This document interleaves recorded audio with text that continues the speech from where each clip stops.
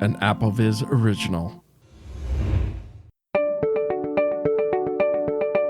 Hello there and welcome to the AppleVis Extra.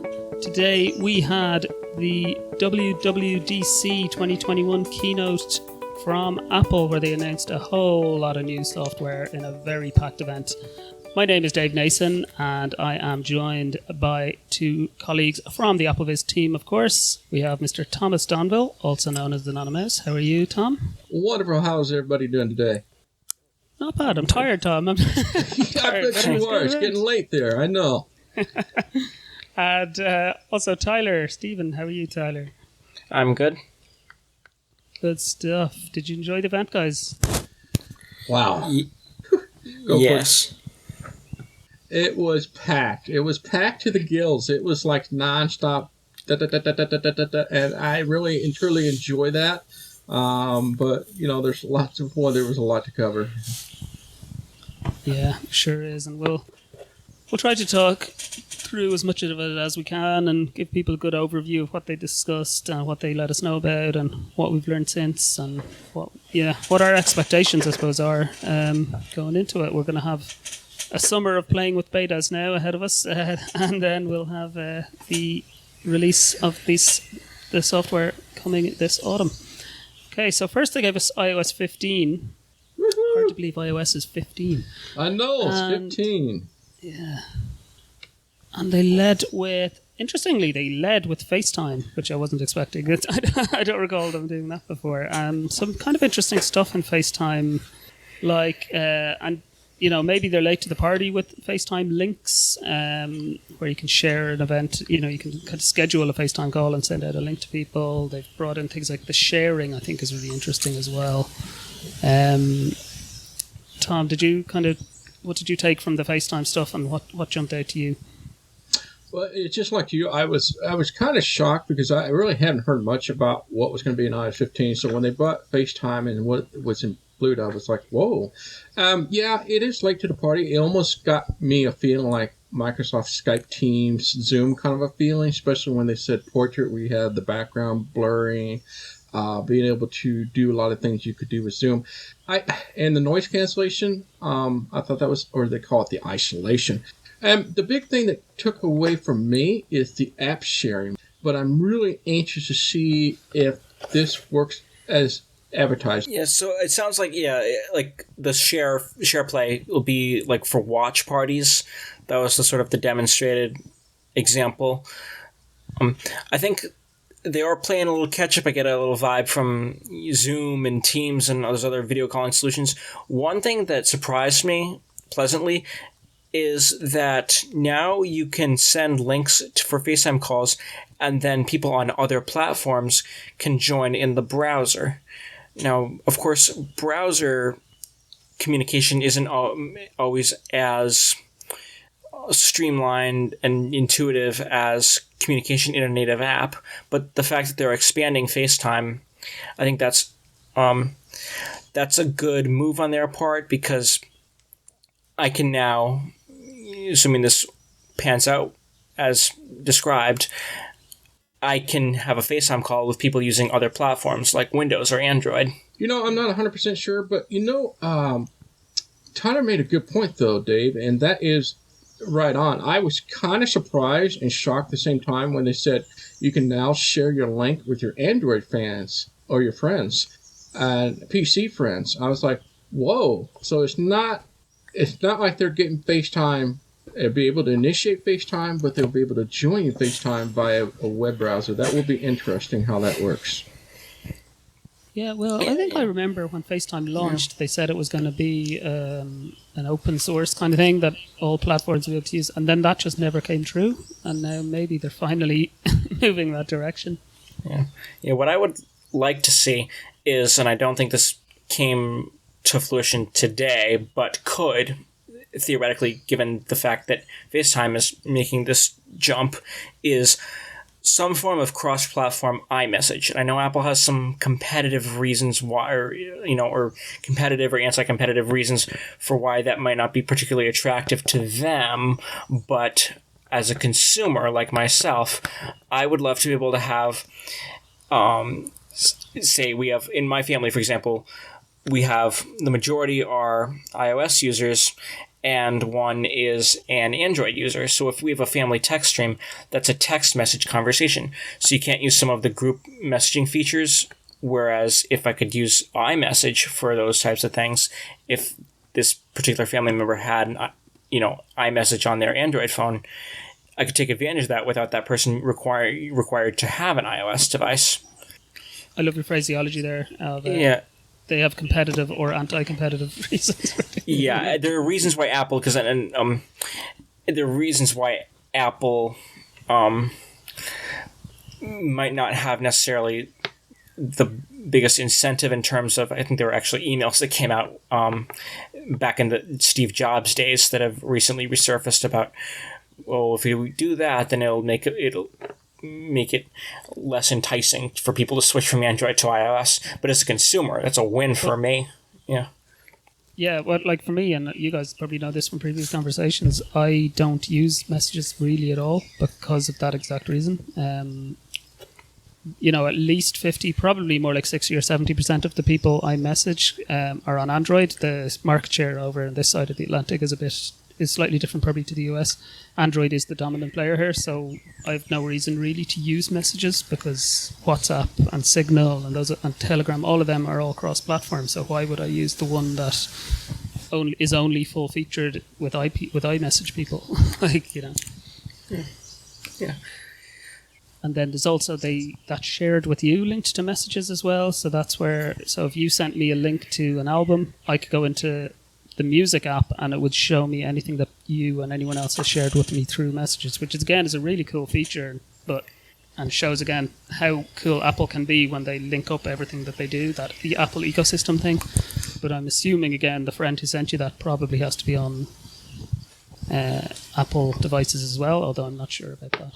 I think you're right, Dave. I mean, you make a good point, is that although a lot of these features are awesome, if your friends and family are not all in the Apple ecosystem, they're not taking advantage of it, it's almost, what good are these features if they don't work as advertised? I don't know how that would work.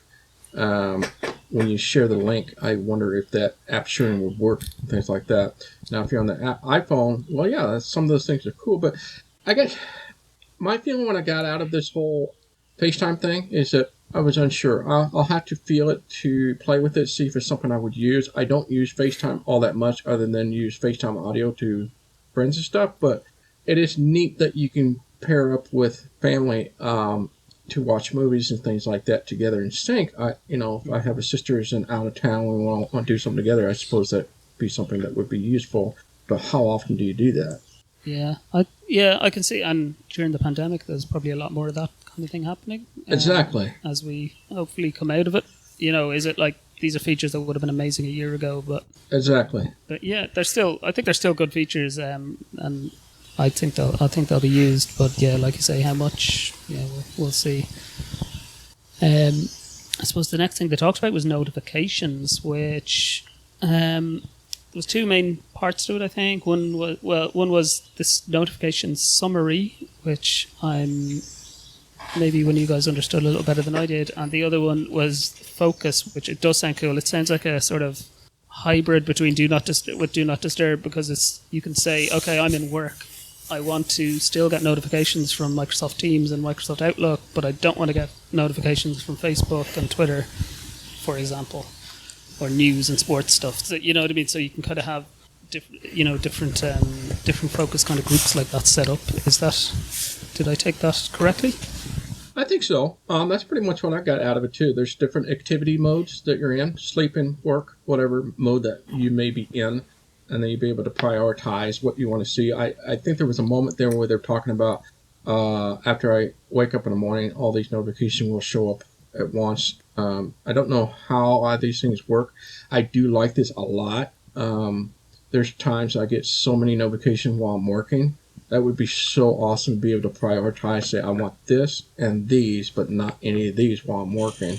I like this a lot. I'm excited for this. I use notifications heavily. Tyler? See, it does sound like a neat feature because, like Thomas, I sometimes get absolutely inundated with notifications. So it's nice to have sort of profiles for Do Not Disturb where you can configure it for different contexts. Having said that, I wonder if perhaps like other notification features or notification redesigns or overhauls over the years with iOS, I think it's going to be cool. I think I'm going to use it. And then, as it turns out, it really doesn't affect my day-to-day use. A lot of changes over the years to notifications. Every once in a while, they revamp Notification Center or the way notifications are delivered or, grouping behavior and stuff. But with a few exceptions, my overall use case is not particularly, it's not particularly involved or fancy. So I find myself playing with the settings for a while, playing with new features, but then having them not really translate to everyday use and practicality. That's true. I was thinking on paper it looks great. It's just a matter of what kind of configurations. When they mentioned like Control Center at one time, you were able to add all these things to the Control Center, right? And I was so excited, and then you realize you can only add certain things. You can only add things at the bottom of the screen. So I hope there isn't some limitations. But on paper, it sounds great. We'll have to see if there's something that we would use. If it works as advertised, I'll be very excited about it. Yeah, no, definitely. And I suppose it's how easy they make it to set up and use as well. How much you'll actually invest in it. But definitely something to help me prioritize my notifications would be good. Especially, sometimes the ones you really want, the messages and things like that, can get buried beneath a whole lot of news stories or something. And, 5 hours later you go, oh, wow, I got this message. So ways of prioritizing that kind of thing, like you say, yeah, definitely. And the next thing they announced then was live text, which does sound very interesting for our particular community potentially, where it seems you can hold your camera up to like anywhere where there's, text on a sign, or it'll work. I think they're pretty sure they said it works across the system. So, if there's a photo on the web with text in it and it intelligently takes that text out and turns it into, readable text. So if I've understood that right, that could be really useful for us. It's almost like performing an OCR kind of function live. Is that kind of right? No, I'm with you. When I heard live text, I was like, "Oh, this sounds interesting." And then he says you just kind of point it where there's text in your photo or where you take your camera, and be able to take edible text out of it and you can clip what you want. I was like, "Whoa, is this OCR? Is this going to be like I can look at a page and it reads it to me?" I'm trying to figure out exactly what, this may intertwine what Apple announced a couple of weeks ago about accessibility for voiceover users. And one of those with camera being able to look at a receipt and it would break it up into rows and columns like a spreadsheet. And I wonder if that's the same concept. So you'll be able to take, if that's true, boy, they're really upping the game on that market. I'm thinking, wow. Do I really need to use Microsoft Seeing AI to identify a page anymore? It's like, this is pretty cool. I could just unlock my phone, the camera's right there, push it, boom. I wonder if it works that way. Yeah, I'm really excited to try this one out. I have to say, I agree. I kind of thought of, is it related to what they said in that announcement on this feature? I agree. It sounds really cool. Like if I can take a picture and then select text on the fly to copy, that could be hugely helpful. For example, if I need to scan a code or a password or something, assuming it's accurate and works as advertised, that could be a huge productivity booster. And even, I guess, people send you photos that have text on, we've all come across those kind of images with text on them, and often the current screen recognition doesn't do a great job sometimes of reading that text. So I'm hoping maybe related to this is improvements with that. Yeah.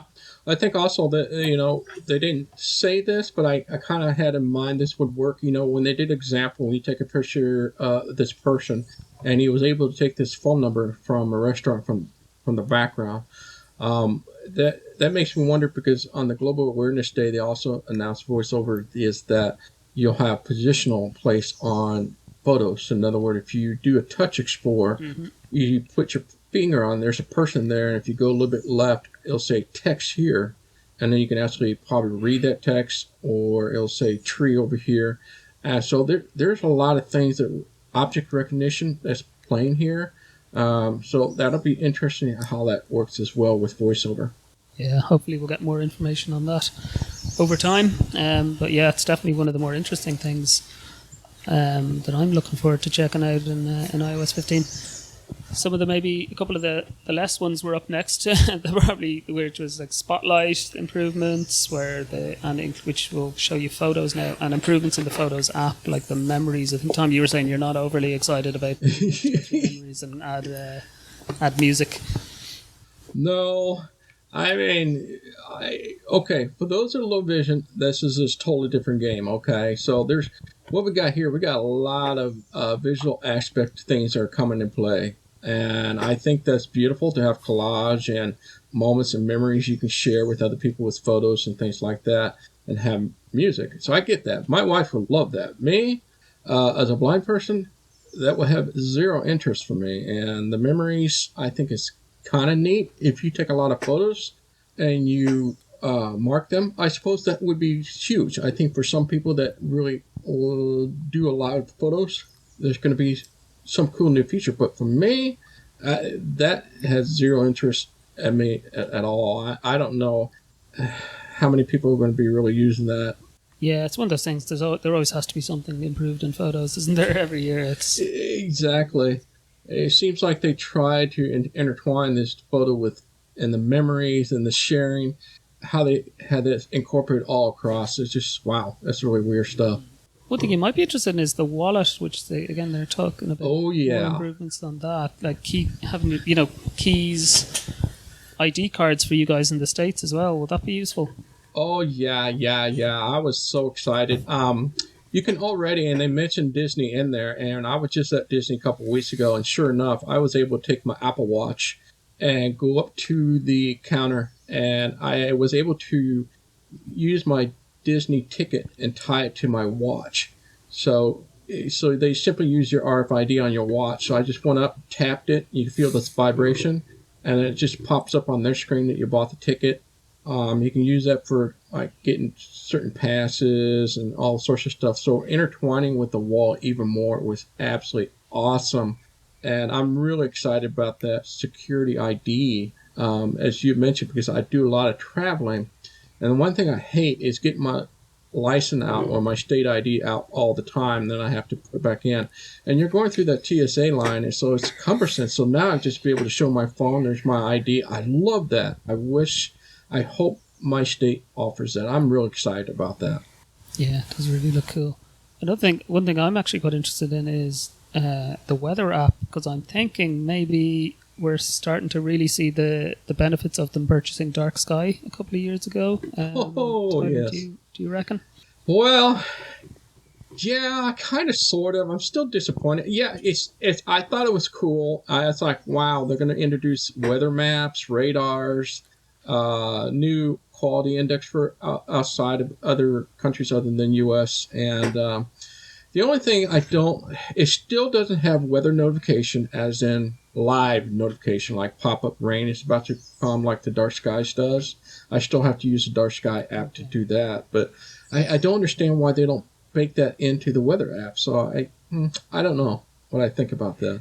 Yeah, I was really kind of hoping that was part of it, but maybe it isn't. No. Tyler, do we know how a weather app user? Do you use? I am a weather app user. If I need to check the forecast, that's kind of my go-to these days. I wonder, do we know how these maps, I know a lot of emphasis was placed on the visual elements, like the graphics, but do we know how maps and things like that and other types of elements would be conveyed with VoiceOver, or how if such things would be conveyed? I can't imagine them being able to do VoiceOver on that. I think maps would just be simply maps. There's no way they could just say, this is a cold front line, rain is to the right. I just don't see that happening.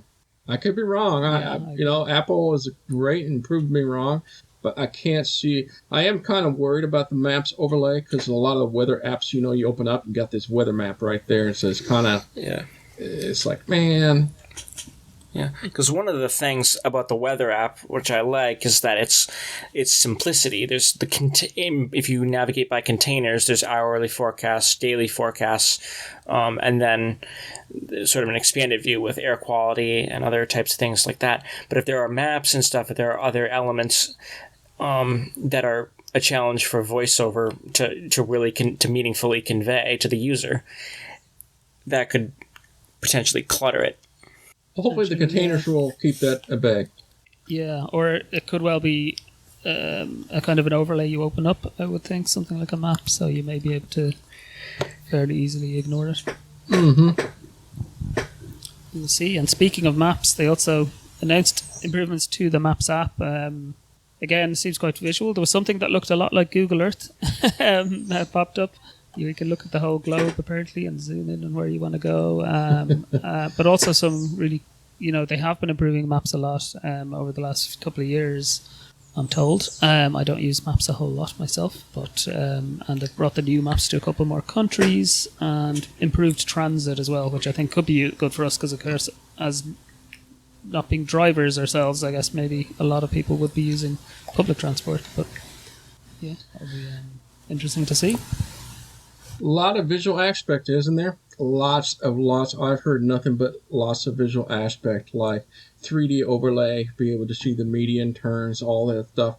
The only thing that was kind of cool, and I wish we would be able to use this somehow, it would be kind of nice, but it only supports in certain cities like San Francisco and New York, where you take your camera and just go around you, and then it will know positioning where you are within the station. I thought that was kind of cool, but I can only hope that somehow they are able to help us with VoiceOver. But I'm thinking, hey, welcome to being blind. That's what we do. We don't know where we are. But, that's kind of like an indoor mapping kind of a thing. I know Google Maps started this, or they at least introduced it probably a couple months ago. They were saying the same thing. This was, they were using a shopping mall inside, and where you could just take your phone and just go around, and they could tell exactly where you are in the mall. And then from there, you can do directions to where you need to go. I hope that's not all visual. I hope there is some sort of a walking direction. That would be nice. Knowing Apple, I would guess there will be a spoken aspect to it. So, yeah. That's the only thing I got I'll out choose of to Maps. trust them that there will. Yeah, that's the only thing I got out of Maps, though. Yeah, and I think that was pretty much the majority of stuff for iOS. There was quite a lot there, but it's a lot of little things at the same time. It is not the same quite major overhaul, I guess, that we got last year, because we got the new widgets and the app library and everything that was new last year. So this year's naturally it's more tweaks to different apps and services. There were improvements to AirPods, where they talked about these kind of better noise isolation, I guess, is it? And to help you zone in on the voice, but you can also switch it off and hear the ambient sound if you want or something. Find My for AirPods, so you can actually, if you've dropped them, you can actually find them now, hopefully. And more spoken notifications. I don't know, do you guys use Tyler, I don't think you have AirPods, do you? Or Tom, I do not. Do you have them? The couple of things I got out of the Max, AirPods. I know, Tom, but... Yeah, the AirPods, what I got out of was, it was interesting that they actually focused or even mentioned that for those with mild hearing loss, some of the things that will be able to help you is that it's now bi-directional. So if somebody's talking in front of you, you can just kind of look forward to them. You can be able to hear that better with noise background removal. I thought that's pretty slick. So anybody that has a mild to moderate, so they're kind of making it like a low-end hearing aid. So I think that is huge to me. I think a lot of people could probably take advantage of that. The only thing I didn't like about the AirPods was the mention of the Siri notification. So if there's a notification on your iPhone, it will automatically announce it to you by Siri. So you can ask Siri the notification. I don't know how that's going to work. Like, what are my notification or reach it to me? That part was kind of vague and fuzzy. I guess it'll be very I get the impression it's very like how it works with messages now, which already can have that interrupt whatever you're listening to and read the notification out from messages. Oh, okay. But you'll be able to do it with more apps. But it'll work with, if you set Do Not Disturb or if you set focus mode, so it only reads these particular ones, it will... How interesting. Work alongside that. But I will probably switch that off if I'm listening to a book or a podcast and I keep getting notifications in. It would drive me a little crazy, so I'm not sure to use it, but it's a good option to have. Yes. I do like the separation alerts as well, because AirPods would have a tendency to fall out of my pockets or something, and I'm in somebody's car, Yes. so I'm going to get out of the car, and it's like, oh, where are my AirPods? And if it starts beeping. That was amazing. The separation, I love the separation. I mentioned that in one of the Unleashed. I want that for the AirTags. If, I put a backpack down and I step away from it, I want the same separation alert. I wish they would do that for that as well. But the AirPods, that's awesome. Yeah, absolutely. And that kind of wrapped up the iOS section. And then, are you looking forward to trying this one out? I am. There were some few things that were not really discussed a lot. I am really curious about the iCloud Plus. There was a mention about iCloud Plus being more of a privacy, that you have your hide your emails options where they generate emails. So if you're on a website, it gives you a throwaway kind of an email. I thought that was pretty sweet. And the internet relay protection, which allows you to kind of spoof your IP so they don't know exactly where you're from, so they can't fingerprint you. And being a free service along with your iCloud subscription, I was like, wow. I'm really anxious to see if that's just Safari based only, or if that is all across the phone. I'm really curious how that works. That was really just, they mentioned during the pitch, they mentioned it was a subscription. So I was sitting there waiting, here we go, how much is it going to cost? And then it's the same price. I think, same price, yeah. So I don't believe, and I could be wrong about this, but for people on the 5 gig plan, I don't believe they get it. But if you're if you're paying for storage, then you get iCloud Plus automatically. Like I'm on the 99 cents, 50 gig plan. So Right. So mine, I think that includes it. So that'd be kind of cool. And the other note that I thought was really great is the Siri being able to do more onboard voice recognition. So, and I couldn't believe that. I didn't realize when you open up apps and things that it's using Wi-Fi internet. I mean, that was my... Oh, yeah. At the moment, everything goes to the server. Wow. Absolutely everything goes to the server now. I don't know why I didn't know that. I thought maybe certain things did, but now that's going to make things much faster, being able to request things. I was excited to hear about that. So that was another option that they brought up.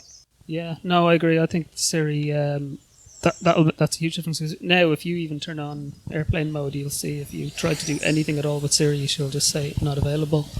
So being able to it makes perfect sense. Being able to turn on Do Not Disturb or not dark mode or open an app without having to go to the server. So yeah, definitely good. Mm-hmm. We then moved on to the iPad, which I think it's fair to say was a lot of people's expectations was that this was going to be iPad's year. That last year was iPhone's big, refresh kind of year, and this year would be the iPad. A lot of people, they released these amazing devices, like the M1 iPad is the new iPad Pro is, and even I have the iPad Air last year's one. It's an amazing piece of hardware, but people feel a bit limited by the software. So the hope is that that will step up this year. What they brought us was actually kind of what we saw on the iPhone last year. They brought us widgets, which I think is a good thing, that the widgets can go anywhere in your home screen now. They don't have to be in that little slide-out drawer on the left. And they can be bigger as well than they can on the iPhone, which makes sense on the big screen. And the app library. So, Tyler, are you a fan of those features on the iPhone, and would you use them on an iPad? Do you think they are what people are looking for on an iPad? I do like app library if I'm trying to sort through and clean up some of my apps. I can view them by category or by alphabet, or if I maybe want to keep an app but don't want to see it on my home screen, don't want to be cluttered with stuff on my home screen. I do like the app library. widgets I really don't use. It was one of those features where I was excited for last year. Like, I could view the weather forecast on the home screen, but in my everyday life, I used them for a while, and then I kind of got tired of them, so I just reverted. I took my widgets off. But yeah, so I like the app library. Widgets I don't use a lot, but I think I don't have an iPad, but for people who do, I think they'll be welcome features, because I think iPadOS is sort of playing catch up to what iOS 14 was last year. Mm-hmm. Thomas? Oh, honestly, my first impression, I felt let down. I'm kind of shocked that these weren't introduced last year through the iPad. So everything that we got for the iPhone, like you said, is now on the iPhone, now onto the iPad. Yeah, I think it's kind of cool, the widgets and app library being introduced in the iPad. But I was, they kind of delve really heavy into the multitasking, where the widgets we can have, like, in theory, they can say, oh, this widget could be your Apple TV over here, or your stock. And in reality, a year later, a lot of us aren't using widgets as they wanted to, or I should say, I've read that the Apple is kind of disappointed that developers haven't really taken a big advantage of it. But it is kind of cool that they have larger widgets.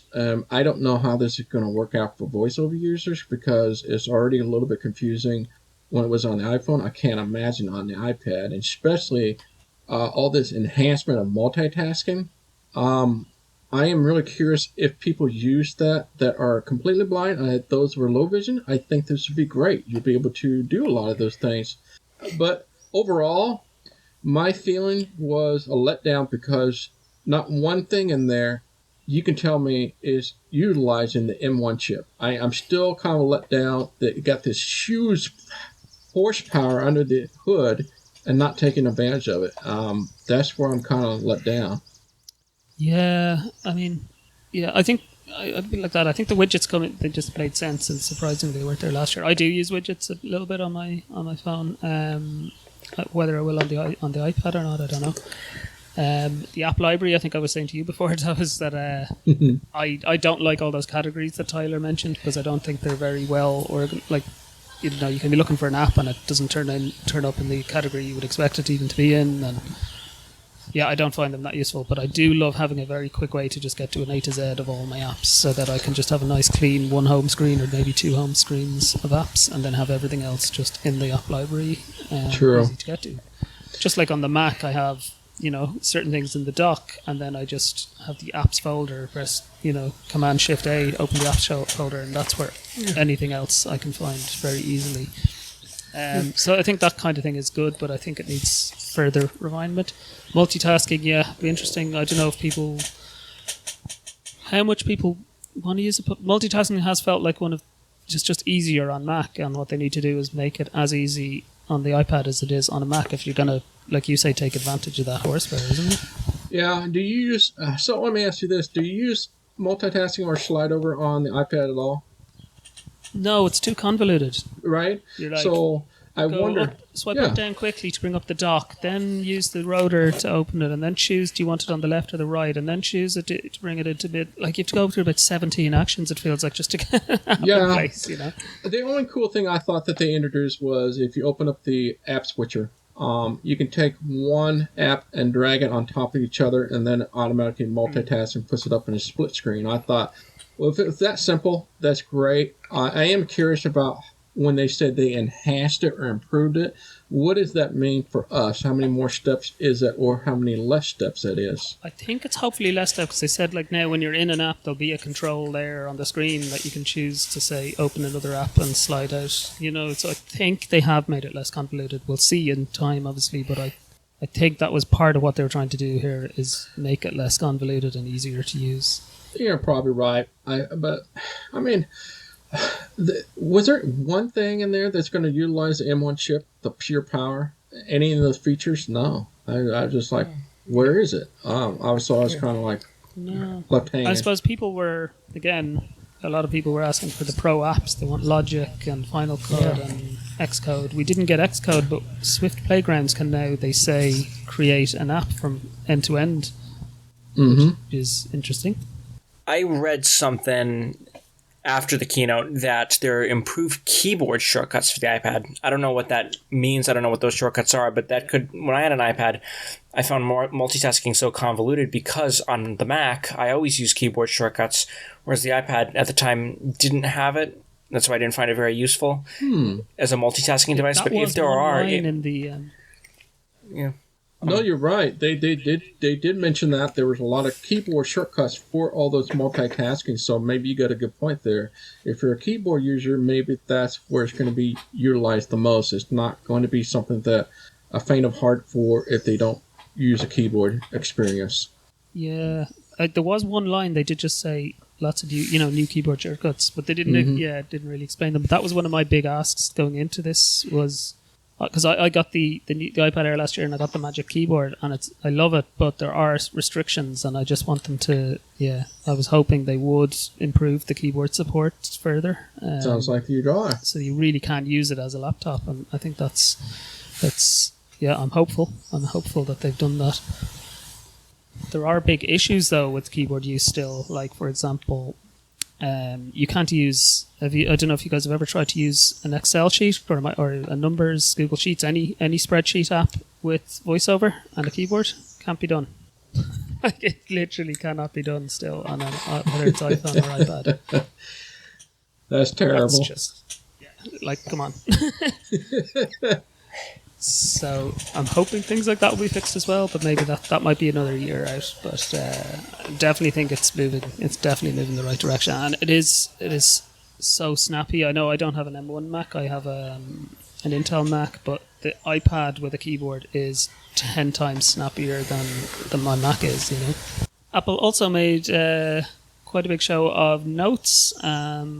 Improvements to notes where you can have links and things like that, more, and tags and things like that in notes, but also quick notes, which when they were showing it, they seemed to be using an Apple Pencil the whole time for quick notes. So I'm not sure, are quick notes just an Apple Pencil thing or are they for everyone? I didn't quite... That is a good question. I don't know. It's like you said, all those examples was with an Apple Pencil, how he was able to open up a web page and take a certain thing out of it and put it in the quick notes. And that quick note, the notes is like, they want that to be system-wide, like you're able to take from messages and drag it to the notes and all sorts of things. I am curious about that. It sounds like it's an iPad exclusive kind of thing? Is that my understanding, this whole notes system-wide thing? I'm not sure. They mentioned Mac as well.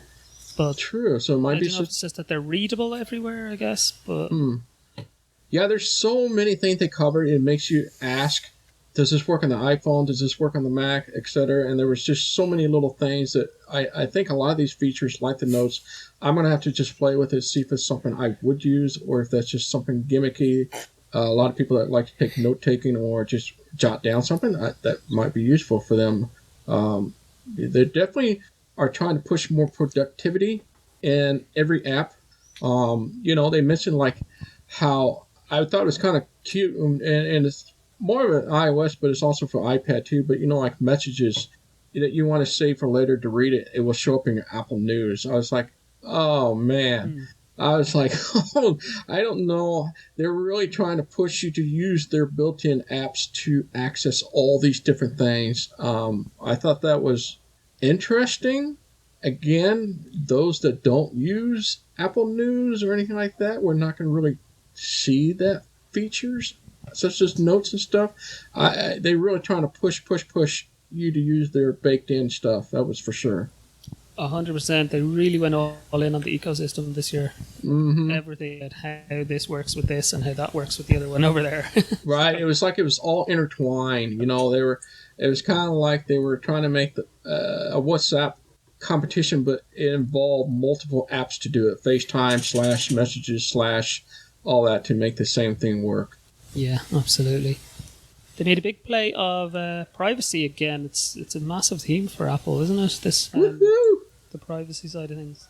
I'm all for it. I love when they talk about privacy. I think it's a good push, and I really like how you're able to now go in and get a summary of what apps is using which privacy options, like location, keyboard, Bluetooth.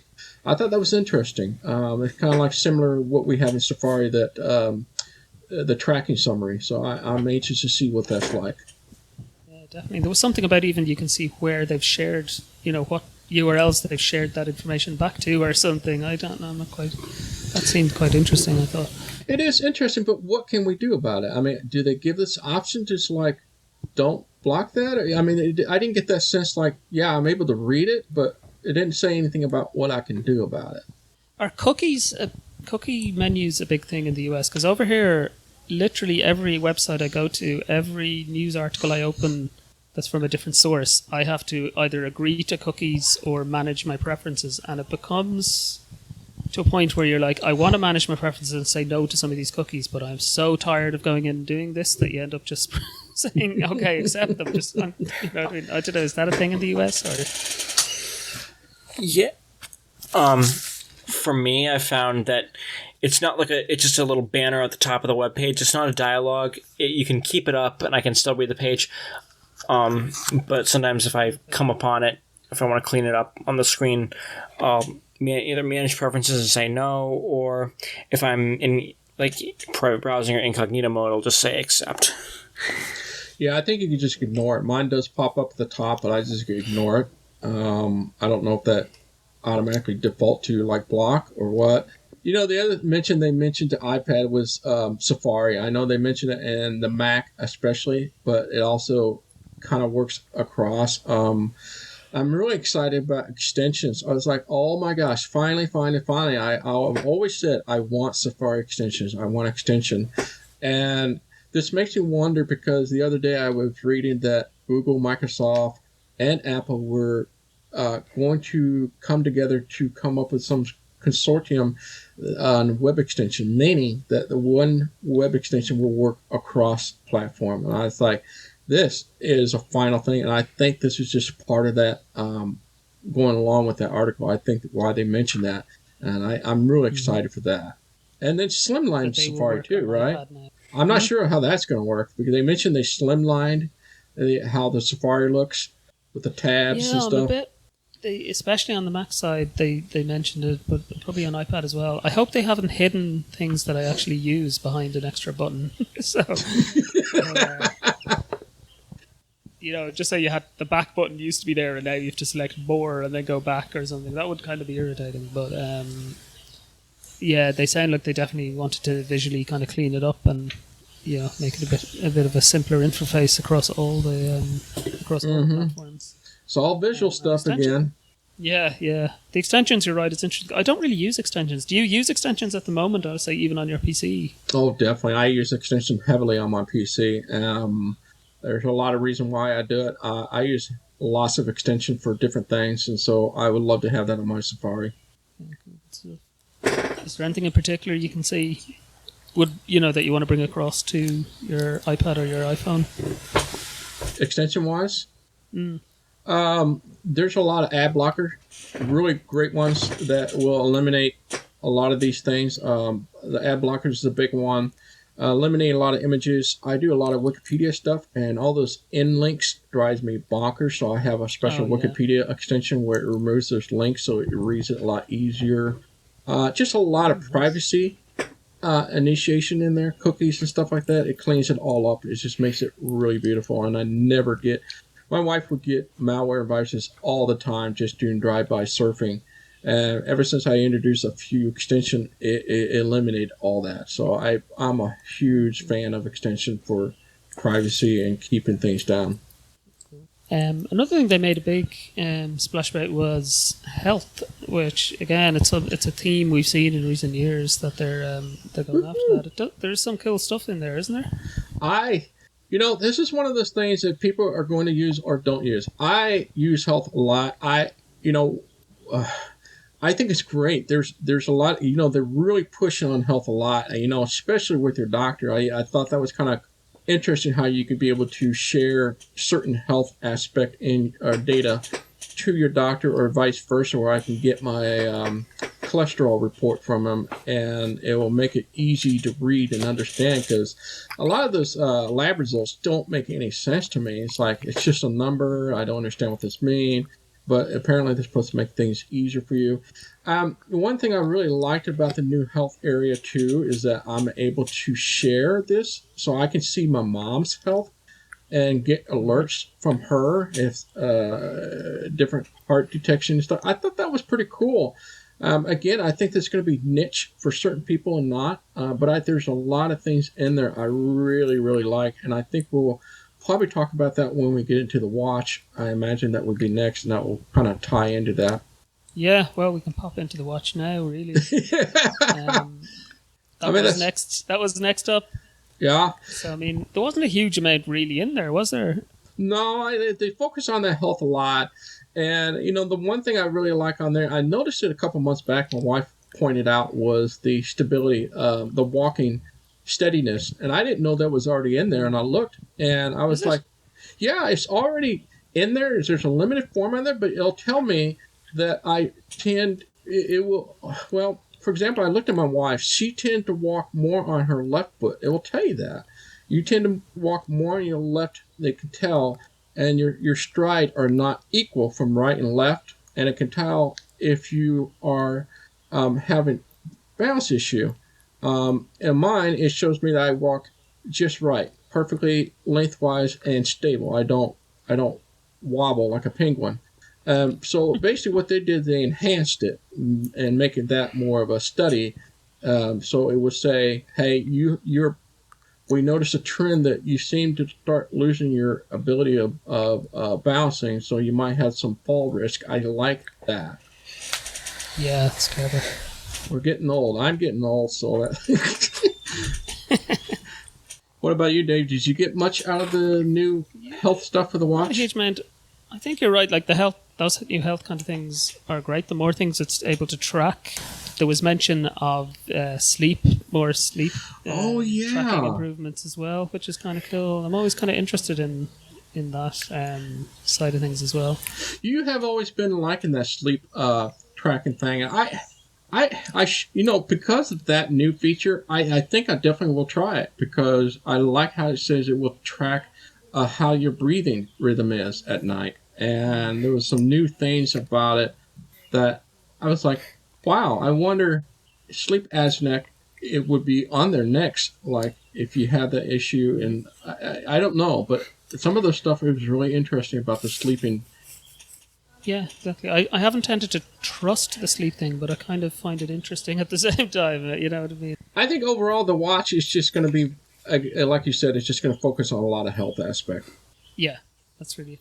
And I mean, before this, I kind of was going into it even trying to think, what do I want from the different platforms? And when I came to watch, I was like, there's not really much I have to ask, really. It's a watch. It tells me the time. It tracks my fitness. What else do I really want in terms of improvements? So, it's good. Yep. I hope it keeps being good. And the next big area they moved on to was home. There had been rumors of something called Home OS, which I didn't at least hear them mention, but they did definitely talk about the home kind of area. They talked again about the keys that you can use, within Wallet. They mentioned that again. Some improvements around Siri and how Siri on the HomePod works well with Siri with your Apple TV as well, and you can ask your HomePod to play things on the Apple TV, that kind of thing. One minor hardware announcement, actually. I know I had said that there was no hardware, but the HomePod Mini is coming to Ireland, guys. I saw that. I heard that. I said, Ireland? Whoa! Yay! The HomePod Mini is coming to Ireland. There wasn't a whole lot in here. They really focus on HomeKit quite a bit, and rightfully so, because this was another thing they announced before WWDC, is that, once again, I think this is well done with the web extension, is that Google and Microsoft and Apple and Amazon are all teaming together to come up with a consortium for HomeKit. So this is very welcome, and they mention it in this. It's called Matter. So once they incorporate Matter into the HomePod, the Home OS, that means that we'll be able to use Siri across the platform. So if you have a Nest like myself or a Ring, will be able to use that finally and through Siri. So this is a very welcome thing, and I'm really glad, and I'm shocked that Amazon and Google would do this, but they're actually the first people to going to introduce new product to take care that will take advantage of the matter. So I'm excited for this. Yeah, me too. I think the home stuff has been so difficult up to now. You pick something up and it's like, will it work with the Google thing? Will it work with an Amazon? Will it, just trying to figure out which thing to buy, just to be able to buy something and know it will work. Yeah, you know what sucks though? You have to buy it all over again because there's not going to be a simple software update or firmware with your existing stuff. I was like, oh no. Yeah. See, I've always wanted to get into the smart home, get smart home stuff. But one of the things that's held me back is just the helplessly fragmented market. Yeah. There's so much stuff, but some stuff only works with Amazon, and some things work with HomeKit, some things work with Google Assistant. It's not very unified, so I think this could really go a ways toward, because I'm thinking about even getting something as simple as like a smart plug, or to sort of wade in slowly into the smart home ecosystem, but with the fact that if you want a HomeKit home or an Amazon home or something, there's very little interoperability at the current time, so this could go a ways to addressing that. Well, it's a multi-year project, I suspect, but. Oh yeah, it'll take a couple of years, and to our listeners, I do have a Google Nest, a Ring, and a Solo Smart Plug is available to sell right now, so I can get this new stuff. So if you're interested, call me. They did say as well, Siri will be able to be on third-party devices. Did I pick that up right? I heard that. I don't know what or where. It's just I was like maybe Sonos and other. I was like, wow. But then I think they said there has to be a HomePod or something in the house for still to be the center. But maybe I picked that up wrong. But you almost think that with Apple's way, it's going to have to be tied to something. It's not going to be like true independent. Yeah, but the home stuff. I'm in one of those situations. I'm in a rented apartment. I can't really do much when it comes to home. There is no. The doorbell is like, you have an apartment block, so it's not within my control. The heating system isn't really within my control to be rewiring, so all I have is smart plugs anyway, but I'm always jealous of those people that have stuff everywhere, Now you just get yourself a smart plug and say, turn off Mac. Yeah. I feel like that's good for like a air condition. Like I've thought about these smart air conditioning units that I've thought of, especially now in the summer where the weather, we just get, Maine is not it's not known for being a particularly hot climate, but that we get some pretty hot days in the, in midst of summer. And so I've thought about, are these smart ACs any good, or is I could get a smart plug and connect my existing just old, window AC, and say, tell Siri to turn on the air conditioner, turn off the air conditioner, or even put it on a schedule so it gets cold at night. So I'd like to have it turn off, and then in the morning have it turn on just by the power of a smart plug. And that's what sort of enticed me into, it's made that sound very fascinating to me. Yeah, that's what I use smart plugs for, electric radiators, just for heating the place in the winter. Yeah. It's very easily, even when I'm out of the home, because it connects to my like fans. Yeah. Use them for fans and space heaters, and some people use them for lamps. So it is. It's good. And then after the home, we came to Mac OS. I didn't catch if it was a number. I assume it's at Mac OS 12, but it's Mac OS Monterey. I don't know how to say Monterey. it. Yep.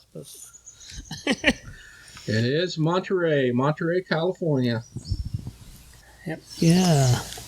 That whole Mac thing, boy, I'm anxious to hear what you guys have to say to that. I was kind of, there was some aspect of this area I was interested in. I mean, again, they bring in over a lot of different things over to the Mac, like quick notes and all that. So you have to have this ecosystem, and the continuity was kind of a big thing. One of my favorite things. Universal control. Yeah. My favorite was that he put down the iPad next to the left side of the Mac, and then he was taking his mouse to the left side, and then his mouse would magically appear on the iPad. I thought, how cool is that? But again, I was like, oh, wait a minute, as cool as that is, I'm never going to be able to use that. I can't imagine how that would work with VoiceOver. But I definitely think it sort of plays into this whole idea of if you can run an iPad app on a Mac and a Mac app on an iPad, especially with this M1 chip, and the continuing transition to Apple Silicon, I think that's really what they're pushing with this feature, the universal control. Yeah, absolutely. And you can use the same keyboard and the same mouse for two different devices. I'm not quite sure how that would work even as a VoiceOver user. Can you press a button and it'll switch from controlling one to controlling the other, or is it more to do with when you move the mouse across? So I guess we'll find out in time.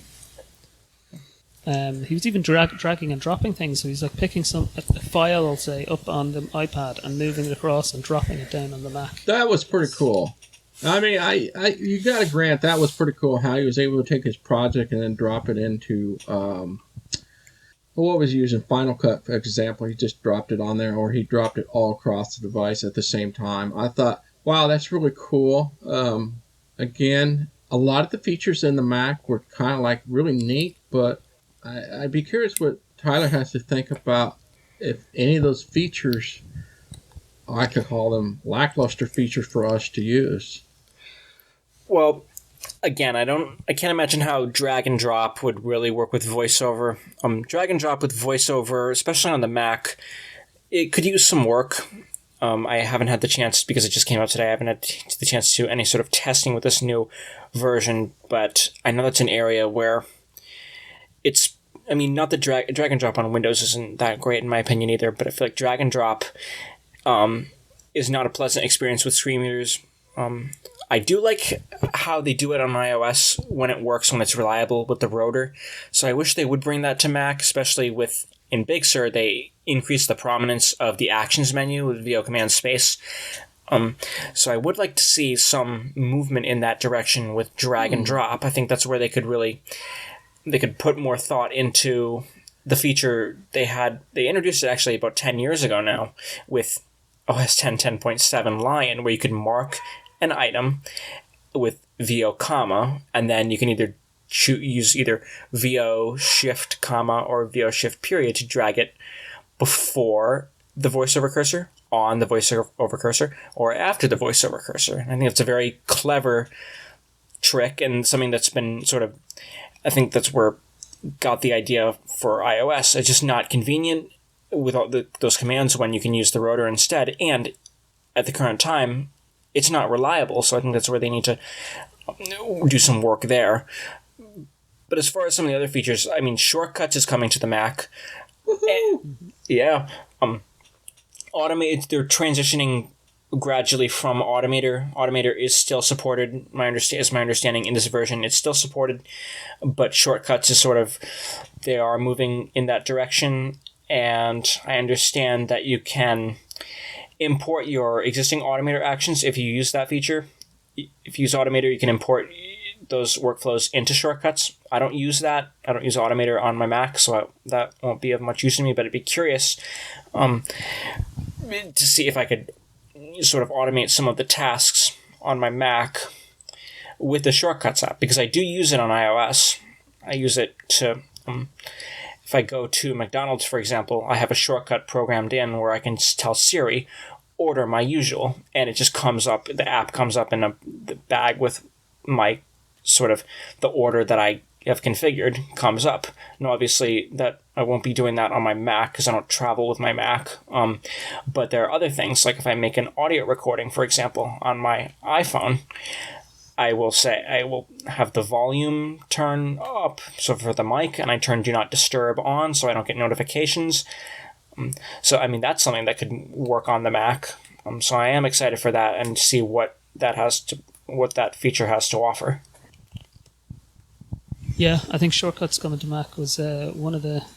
I suppose I don't use it that much on the iOS, but it's one of those, I don't know if you're the same, Thomas, but I always have the intention to look into it more and use it more, but I've never quite got around to it. And also, Focus, for notifications, Focuses, is also coming to the Mac. It's good for productivity. If I'm working, I can set if I'm on one particular device and I decide I don't want to get certain types of notifications, I can choose to switch to that profile. And I believe that if you choose to switch to a profile on one device, your other devices will pick up on that and it will be synced. So if I'm on my Mac, for example, and I'm change the profile to working, I don't want to receive social media notifications, that profile that will reflect on both my Mac and my iPhone. So then when I'm done, and say it was on the iPhone, changed it back to my regular profile, it would also reflect on my Mac. You're right. I mean, if you stay in the same ecosystem with the Mac across, it's going to be fantastic. And your focus is going to be the same across. They also talked about the Safari, the app groups. If you're a lot of tabs open, that will be across sync. I thought that was kind of cool how you can save the app groups and define that. There are some things on there. It wasn't like anything really wow. It's like everything they mentioned in the iOS from the get-go seemed to just kind of went spread across the iPad and the Mac. And it wasn't like it was a standalone new feature. But nonetheless, there's a lot of cool stuff to see in the Mac, and I hope you're right. I hope a lot of those things are going to make things easier. But the shortcut, I'm with you. If I can use it on my PC, I think I would use shortcut more on a desktop than I would ever would on an iPhone, because it's just a lot of the heavyweight routines and tasks. I think it makes more sense on the Mac, so I think the shortcut was long overdue. Yeah, I think that's a big one. I think as well, though, the fact that things are coming to iOS and they're going out actually through the system. We were just seeing these 3 operating systems getting closer and closer every year, really. Yeah. The increasing parity between them. I think it's sort of a TikTok type release. TikTok as in, not TikTok, but TikTok as in, last year it was a big, sort of a big update, a lot of features, a lot of changes. This year it's more, it's a little more incremental. And the only other feature that I think is could be promising is two-factor authentication autofill, which could help streamline the process of app-based two-factor authentication, like, say, what someone might use Google Authenticator or Authy or something like that, because it's more secure than SMS-based two-factor authentication. But I don't like to admit this, but I don't use app-based two-factor authentication. I've never found it particularly reliable or useful, or having a different app and linking all my accounts to it.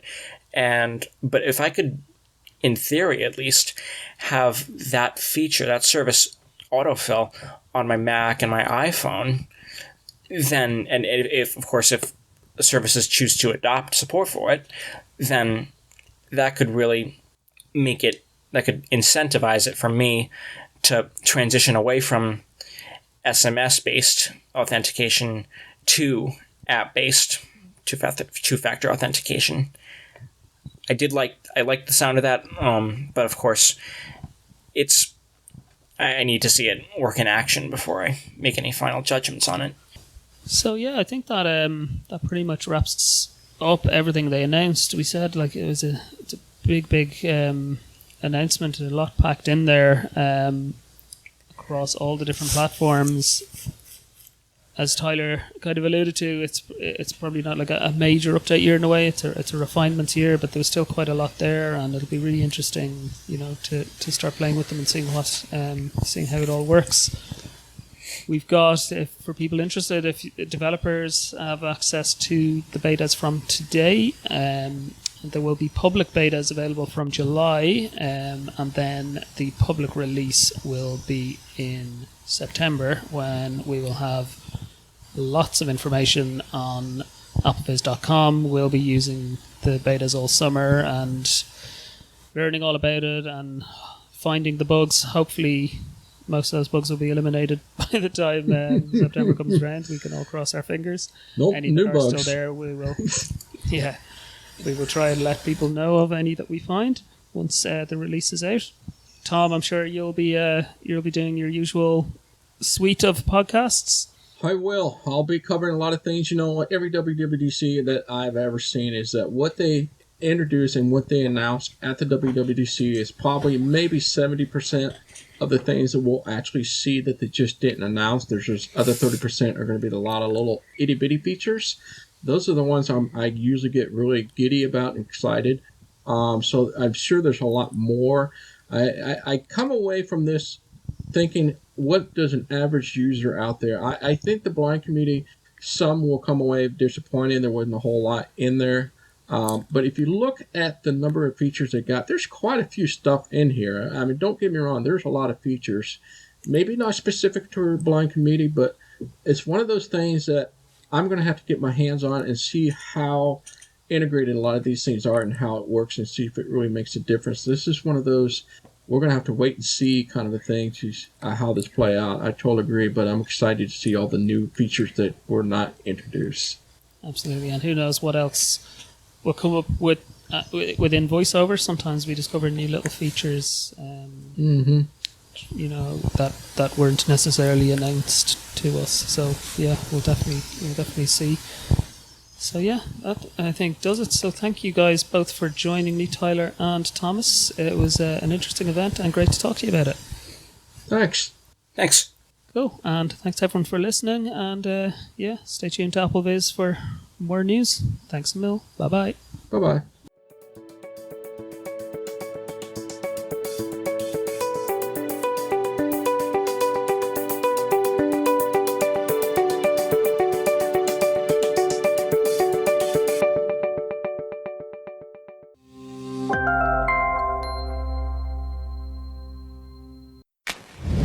This AppleVis podcast has been brought to you by the community of AppleVis.com. For the latest in resources and tips and tricks to get you the best experience from your Apple device, visit www.applevis.com.